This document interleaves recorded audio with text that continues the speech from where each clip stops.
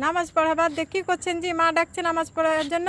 এই নামাজ পড়বো তো পড়বো, এই যে মেঘ দেখেছো না কত মেঘ, মেঘের জন্য মেঘ কত উঠেছে দেখেছো, অন্ধকার হয়ে আসছে দেখেছো, তোলা লাগবে।